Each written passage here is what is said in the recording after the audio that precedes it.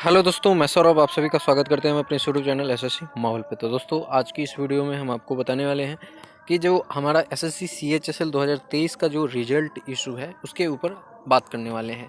Actually बात क्या है कि हम कितनी भी तैयारी कर लें, ठीक है, हम यानी इन द सेंस आप लोग कितनी भी तैयारी कर लो, कितना भी नंबर ला लो, लिस्ट में नाम की कोई गारंटी नहीं है। ये सीजीएल 2023 से देखा गया है कि आपके जो है लिस्ट में नाम नहीं है, जबकि टेंटेटिव आंसर की आउट होती है। तो इससे पहले होता क्या था कि जब हम लोग एग्ज़ाम दे देते थे, उसके बाद टेंटेटिव आंसर की आती थी, तो पहले आंसर की के लिए पूरा वेट करते थे कि आंसर की में देख लेंगे कि क्या मार्क्स है। अगर उस मार्क्स के अकॉर्डिंग हमारा जो है सिलेक्शन के चांसेस पता चल पाते थे। अगर ज़्यादा मार्क्स होता था तो हम लोग समझ पाते थे कि हम लोग सिक्योर हैं, हाईली चांसेस हैं कि सिलेक्टेड हो जाएं, ठीक है। लेकिन सीजीएल 2023 के बाद से थोड़ी सी चीज़ें जो हैं इसमें बहुत ज़्यादा ये दुख वाली है कि आप कितना भी मार्क्स लाओ, टेंटेटिव आंसर की में मार्क्स ज़्यादा होता है, बट जैसे ही उस पर आपकी फ़ाइनल मार्क आंसर की आती है और फाइनल मार्क्स आते हैं, तो आपके जो मार्क्स होते हैं वो उसमें बहुत ही ज़्यादा डिक्रीज होती है। आपकी मार्क्स मतलब एक होता है कि थोड़ा बहुत डिक्रीज हुआ, नहीं, आपके बहुत ज़्यादा डिक्रीज देखने को मिलता है। 20-20 नंबर 24-24 नंबर तक सीजीएल 2023 में डिक्रीज हुए हैं, जिसके कारण क्या है कि आपके जो है सिलेक्शन के चांसेस जो बहुत ज़्यादा थे, बहुत अच्छी पोस्ट मिल सकती थी, वो पोस्ट आपको नहीं मिल पाई, ठीक है। वो पोस्ट क्या, कोई भी पोस्ट आपको नहीं मिल पाई। तो ये चीज़ें जो हैं, और क्या यही आपकी जो है एसएससी की मिशन मोड थी, पता नहीं अब क्या है चीज़ें। देखो, अभी क्या है कि मैं इसको कवर कर रहा हूँ कि आपको मैं बता रहा हूँ कि हम सभी को कि आपको अपने हक के लिए जो है ना आवाज़ उठानी पड़ेगी। एक्चुअली में चीज़ क्या है ना कि हम एक तो आप इतने दिन से तैयारी कर रहे हो, प्रिपरेशन कर रहे हो, ठीक है। बहुत मेहनत के बाद जो है 360 से 360 में 300+ नंबर लाना बहुत मुश्किल काम है, ठीक है।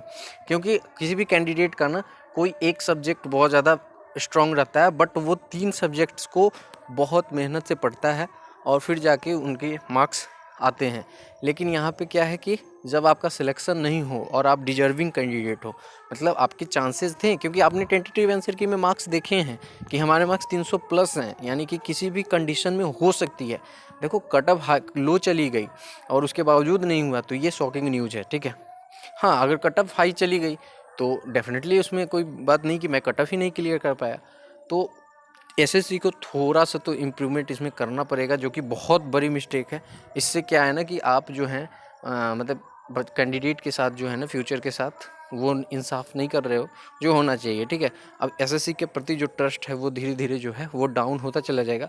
अब एक चीज़ ये है कि एक तो आप तैयारी करो, तैयारी करने के बाद फिर अगर आपका लिस्ट में नाम ना आए तो फिर आप केस कोर्ट दौड़ के केस करो, फिर केस में मतलब हेयरिंग पे हेयरिंग करो। तो ये सारी चीज़ें सही नहीं है, जो कि थोड़ी सी ध्यान से देखा जाए तो चीज़ें जो हैं वो सही हो सकती है, ठीक है। मैं ऐसा नहीं कह रहा कि मतलब कोई जितने क्वेश्चन थे सबके क्वेश्चन के जो आंसर चेंज किए गए हैं वो बिल्कुल सारे गलत हैं, नहीं। उसमें आपको पता है, आप सभी को, जितने भी सेलेक्टर्स हैं, जितने भी नॉन सेलेक्टेड हैं, सभी को पता है कि कौन से क्वेश्चन के आंसर एसएससी इस बार गलत की है मेंस में। तो ये चीज़ें हैं, ये क्लियरली वाली जो चीज़ें हैं नहीं होनी चाहिए, ठीक है। तो इस पे तो आवाज़ उठेगी ही। और इवन देखो, कोर्ट केस में रिजल्ट में मतलब कोर्ट में केस होगा, उसके बाद रिजल्ट आपकी रिवाइज होगी नहीं होगी मैटर नहीं करता। मैटर ये है कि हमें एसएससी को सुधारना है, ठीक है।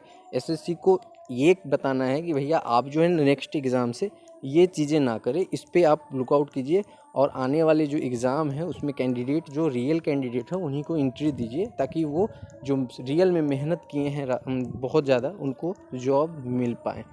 बट इसमें क्या हुआ है कि जब भी मैं कोई वीडियो डालता हूँ तो कुछ सेलेक्टर्स जो हैं उनको बुरा लग जाता है। अब मुझे पता नहीं उनको क्यों बुरा लगता है, लेकिन उनको लग जाता है बुरा। भाई, मेरा कुछ भी इसमें लेना देना नहीं है, मैं सिर्फ एक जेन्युइन बात उठा रहा हूँ, क्योंकि रिजल्ट से पहले सभी कोई आप हमसे जुड़े हुए थे, और हमारा काम है कि आपके लिए आवाज़ उठाना। कल होके आपकी डीवी होगी, उस पर भी मैं वीडियो बनाऊंगा, ठीक है। आपकी डॉक्यूमेंट्स में कोई भी इशू आएगी, डिपार्टमेंट से रिलेटेड इशू आएगी, उसके लिए भी मैं हेल्प के लिए रेडी हूँ। बट जो अभी सेलेक्टेड मतलब डिजर्विंग कैंडिडेट थे और वो अभी पेन में है, तो उनके लिए भी मैं खड़ा हूँ, ठीक है। और डेफिनेटली मैं उनके लिए वीडियो बनाता रहूँगा, उनको हेल्प करता रहूँगा, आपको भी हेल्प करता रहूँगा। बट अब नज़रिया अपना अपना है। आप मुझे गलत बोल के क्या ही जीत लोगे पता नहीं, लेकिन बोलने वाले को कौन रोका है, बोलो। बोलने से अगर आपको कुछ बेनिफिट मिलता है तो मैं तो कहता हूँ कि भैया और बोलो, ठीक है। और रही बात मेरे चैनल के ग्रो होने की या कुछ भी, जो बहुत सारे जगह मैं कहता हूँ व्यूज़ के लिए ऐसा वैसा, भाई व्यूज की तो बात वो आप नहीं जानते। मैं तो कोई भी, अगर किस्मत अच्छी हो ना तो कोई भी वीडियो डाल दो वो चल जाती है, ठीक है। अगर आपकी किस्मत में लिखा होगा व्यूज आना, वो कोई भी वीडियो रहेगी, मतलब बहुत फालतू सा भी वीडियो रहेगा वो भी चल जाएगा। तो ये बात ना बोलो कि व्यूज के लिए ये, हाँ मैं ये कर रहा हूँ कि जो बच्चे हैं उनके लिए मैं खड़ा हूँ, अपने तरीके अपने तरफ से जितना भी पॉसिबल है मैं करने की कोशिश कर रहा हूँ। अब इसमें कुछ सिलेक्टर्स उसको निगेटिव ले रहे हैं तो भैया मैं क्या ही कर सकता हूँ आपकी, ठीक है। इसमें तो आपका, मेरे अकॉर्डिंग आपका कुछ लेना ही देना नहीं है। आपकी सिलेक्शन हो गई है, एसएससी ने आपको सिलेक्ट किया है, आपके जो फर्दर प्रोसेस हैं उसको आप फॉलो कीजिए। जिनका सिलेक्शन नहीं हुआ है वो फर्दर मूव करेंगे। अब बात रहेगी कि केस अगर होता भी है, ठीक है, तो उसके बाद में जब भी फैसला होगा वो मतलब सबको तो मानना ही पड़ेगा ना, जो सही होगी वही चीज़ें होंगी। तो इसमें डरने की कोई भी बात नहीं। इसमें क्या है ना कि बहुत लोग जो हैं वो कह रहे हैं कि अगर ऐसा होगा तो सबको नंबर मिलेंगे। अरे भैया तो मिलने दो ना, इसमें फिर इशू क्या है, सबको मिलने दो, ठीक है। मैं ये थोड़ी कह रहा हूँ कि आपका नंबर काट लिया जाएगा। मुझे तो पता ही नहीं है किसके बढ़े किसके नहीं घटे, ठीक है। उससे कुछ लेना देना नहीं है। मतलब ये है कि अगर गलत हुआ है, सबके नंबर काटे गए हैं, तो भैया सबको नंबर दो। ये क्वेश्चन आपने गलत किया है, यानी कि ये आपके आने वाले एग्ज़ाम के लिए ना बहुत ज़्यादा हानिकारक है। और इसके लिए आप सभी को आवाज़ उठाना चाहिए और सभी को सपोर्ट करना चाहिए। ये नहीं कि हम सिलेक्टेड हो गए तो हमको क्या लेना देना या वगैरह वगैरह, ठीक है।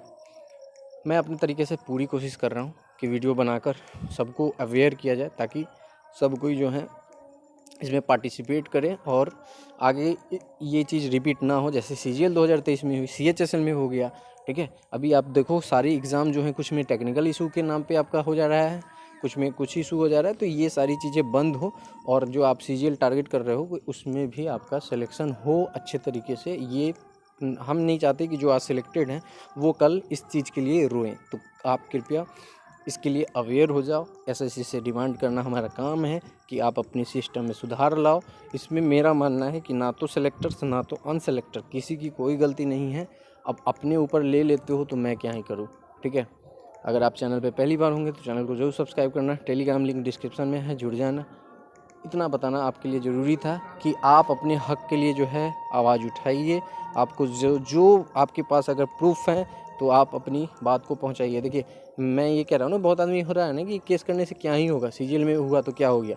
अरे हो क्या गया, एटलीस्ट SSC तक पहुंचा ना, अब ये बार भी पहुंचेगा। तो ये चीज़ें भी इम्पैक्ट डालती है कि आपके ऊपर बार बार केस हो रहा है और फिर आपके सिस्टम में सही चीज़ें नहीं चल रही हैं, तो उसको वो सही करना पड़ेगा, तो आवाज़ उठाना पड़ेगा। इवन रिजल्ट रिवाइज हो या ना हो, ठीक है, मैटर वो नहीं करता। मैटर ये है कि हमारी जो सिस्टम है वो सुधरनी चाहिए और रिजल्ट जो है ट्रांसपेरेंसी के साथ आनी चाहिए, फेयर रिजल्ट होना चाहिए। ऐसा नहीं कि CHSL और CGL 2023 की तरह अनफेयर होना चाहिए। चलो इस वीडियो में इतना ही, मिलते हैं अगली वीडियो में। तब तक जय हिंद, जय भारत, सभी को ख्याल रखिएगा।